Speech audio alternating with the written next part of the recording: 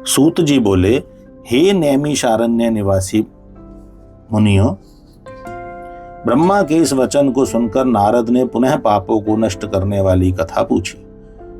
नारद जी बोले, हे विधे, हे विधे, हे महाभाग, हे महाप्रभु, आपके मुख कमल से कही जाने वाली कल्याणकारिणी कथा को सुनकर मैं तृप्त नहीं हो पा रहा हूं।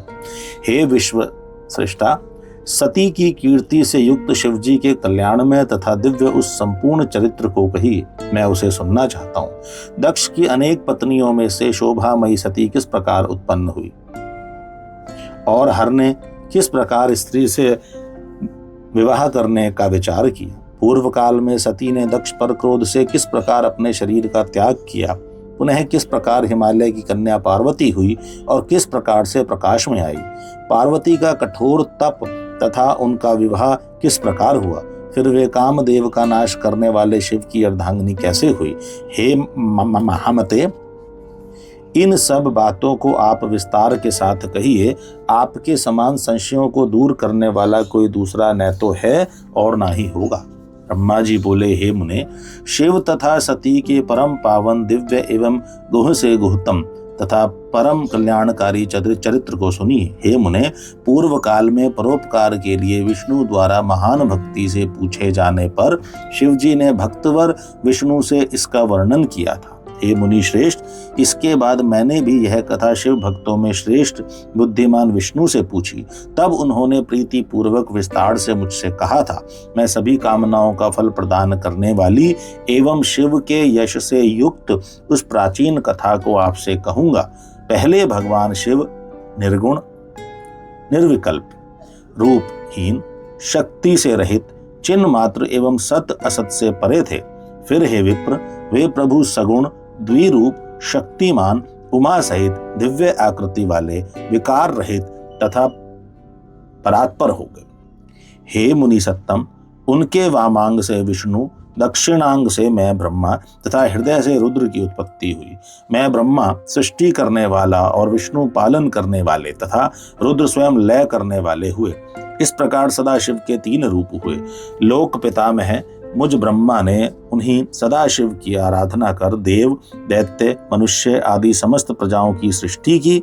दक्ष आदि प्रमुख प्रजापतियों की तथा देव श्रेष्ठों की रचना कर मैं बड़ा ही प्रसन्न हुआ तथा अपने को सबसे महान समझने लगा। हे मुने, जिस समय मुझ ब्रह्मा ने मरीचि, अत्रि, पुलह, पुलस्त्य, अंगिरा, क्रतु, वशिष्ठ, नारद, दक्ष एवं भृगु इन महान प्रभुता संपन्न मानस पुत्रों की सृष्टि की, उसी समय मेरे मन से एक सुंदर रूप वाली श्रेष्ठ युवती भी उत्पन्न हुई। वह संध्या के नाम से प्रसिद्ध हुई, जो प्रातः संध्या तथा साय संध्या के रूप में क्रमशः दिवाशांता तथा चपंतिका कही गई। वह अत्यंत सुंदरी, सुंदर भोहों वाली तथा मुनियों के मन को मोहित करने वाली थी। संपूर्ण गुणों से युक्त वैसी स्त्री देवलोक, मृत्युलोक और पाताल लोक में न उत्पन्न हुई, न है और न तो होगी। वह संपूर्ण गुणों से परिपूर्ण थी। उस कन्या को देखते ही उठ करके उसे हृदय में धारण करने के लिए मैं मन में सोचने लगा। दक्ष तथा मरीचि आदि लोक सृष्टा मेरे पुत्र भी सोचने लगे।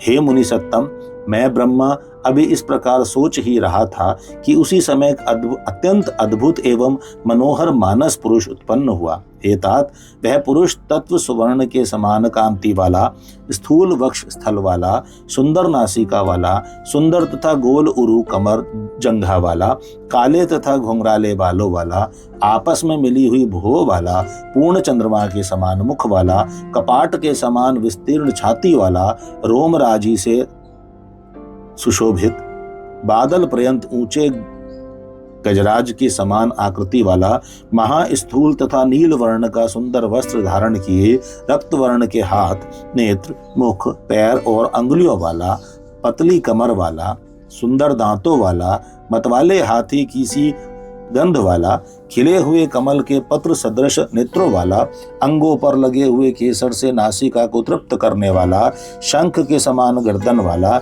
मछली के चिन्ह से अंकित ध्वजा वाला, अत्यंत ऊंचा, मकर के वाहन वाला, पुष्पों के 5 बाड़ों से युक्त, वेगवान, पुष्प धनुष से सुशोभित, कटाक्षपात से अपने नेत्रों को घुमाते हुए मनोहर प्रतीत होने वाला, सुगंधित श्वास से युक्त और श्रृंगार रस से सेवित था। उस पुरुष को देखकर मेरे दक्ष आदि पुत्रों का मन आश्चर्य से भर गया और वे उसे जानने के लिए अत्यंत उत्सुक हो गए। वासना से आकुल चित्त वाले मेरे उन पुत्रों का मन शीघ्र ही विकृत हो गया। हे तात, उन्हें थोड़ा भी धैर्य नहीं प्राप्त हुआ। वह पुरुष सृष्टा तथा जगतपति मुझ ब्रह्मा को देखकर विनय भाव से सिर झुकाकर प्रणाम करके मुझसे कहने लगा, हे ब्रह्मन, मैं कौन सा कार्य करूं?